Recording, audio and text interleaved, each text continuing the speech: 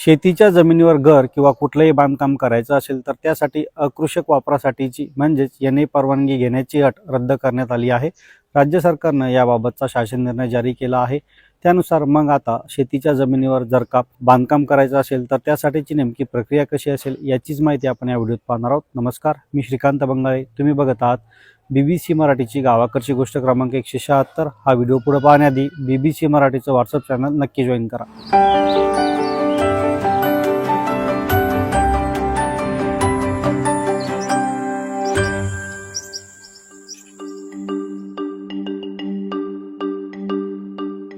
सर्वसाधारणपणे जमिनीचा वापर हा शेतीसाठी केला जातो, पण बिगर शेतीच्या कारणांसाठी जर का जमिनीचा वापर करायचा असेल म्हणजेच निवासी, औद्योगिक किंवा वाणिज्यिक कारणांसाठी वापर करायचा असेल तर यासाठी कायदेशीर परवानगी घ्यावी लागते।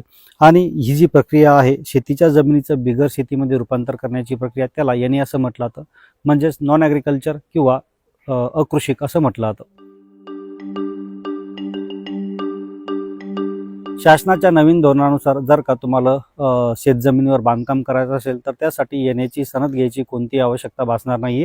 राज्याच्या कृषी क्षेत्राचं अकृषिकमध्ये रूपांतर करताना येणे परवानगीची अट रद्द करण्यात आली, ही एक महत्त्वाची सुधारणा आहे।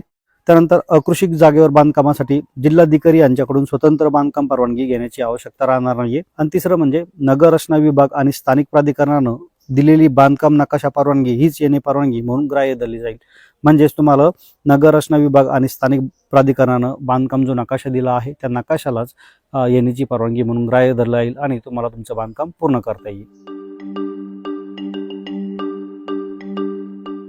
पण आता तुमच्या मनात हा प्रश्न नक्कीच आला असेल की येण्याची अट रद्द करण्यात आली तर मग बांधकाम परवानगी कशी मिळणार, तर त्याचे जे काही टप्पे आहेत ते आता पाहूयात। बांधकाम परवानगीसाठी अर्जदाराला महाराष्ट्र प्रादेशिक नियोजन व नगर रचना अधिनियम यांनी निश्चित केलेल्या संबंधित प्राधिकरणाकडे अर्ज करावा लागेल।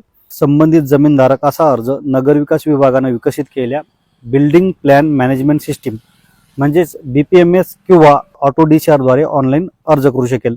अकृषक वापराकरता परवानगी देताना सदर जमीनधारकाकडून एकरकमी रूपांतरण अधिमूल्य म्हणजेच कन्व्हर्जन प्रीमियम भरून घेण्यात येईल आणि मग संबंधित जमीनधारकास बांधकामाची परवानगी देण्यात येईल।